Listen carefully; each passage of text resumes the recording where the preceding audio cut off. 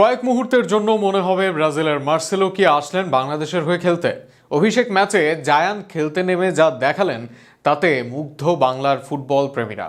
অন্য অনেক ফুটবলারদের হাস্যকর ভুলের দিন জায়ান দেখালেন তার জাদু। একই সঙ্গে প্রবাসীদের সাথে লোকালদের পার্থক্য চোখে আঙুল দিয়ে দেখালেন। পুরো ম্যাচে জায়ানের পারফরমেন্স নিয়ে বিস্তারিত থাকছে প্রতিবেদনে।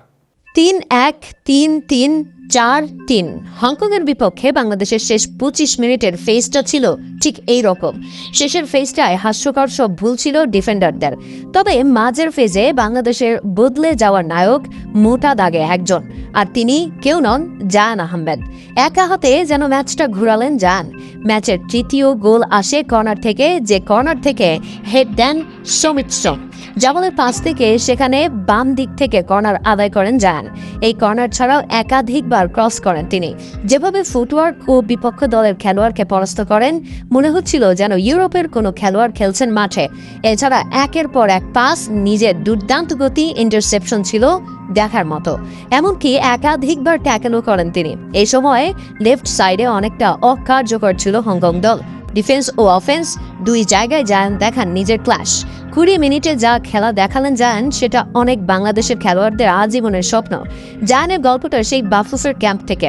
জুনে যেই ক্যাম্প থেকে উঠে আসেন জায়ান সহ অনেকে, তবে সরাসরি জায়ানকে ডাকেনি বাংলাদেশ দল। প্রথমে অনূর্ধ্ব 23 খেলতে পাঠায় তাকে, এরপর তাকে নেওয়া হয় জাতীয় দলের ক্যাম্পে। সেখানে এসে জায়ান দেখান নিজের জাদু, দেখিয়ে দেন অন্যদের সঙ্গে নিজের পার্থক্য।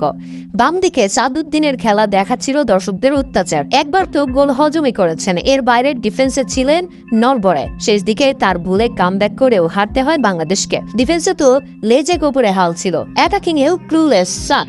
যদিও কাবরেরার প্রিয় সাদ খেলেছেন পুরো ম্যাচ, বাংলাদেশকে ডুবিয়ে তবেই মাঠ ছেড়েছেন। ফলে তাজের বদলি করে নামানো হয় জায়ানকে, আর সেখানে নিজের সর্বোচ্চটা দেখান জায়ান। জায়ানের এমন পারফরমেন্স চোখে আঙ্গুল দিয়ে দেখিয়ে দেয় অন্যদের সঙ্গে প্রবাসীদের মানের পার্থক্য। এমনকি যেসব প্রবাসীরা নিজের টাকায় দেশে এসেছেন, তারা অন্যদের থেকে যোজন যোজন এগিয়ে। এই ম্যাচে শুরুতে জায়ান ছিলেন না সোম বা ফামেদুর, স্কোয়াডে ছিলেন না কিউবা মিচেলরা। দর্শকরা বুঝে গেছেন ভালো কোচের অধীনে প্রবাসীদের কাজে লাগানো গেলে আগামী দিনে সাফল্য সম্ভব বাংলাদেশের। কিন্তু বিড়ালের গলায় ঘন্টা বাঁধবে কে? জায়ানদের নিয়ে তাই যতটা আশা, ঠিক ততটাই যেন ভয়।